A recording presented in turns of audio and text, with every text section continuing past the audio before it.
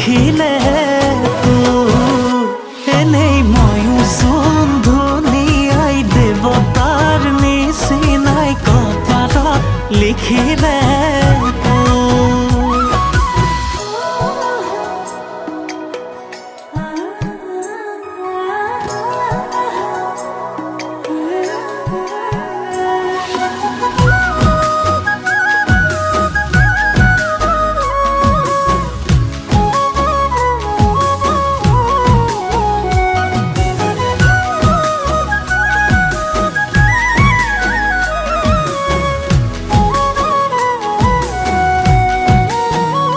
চতৰে শেষতে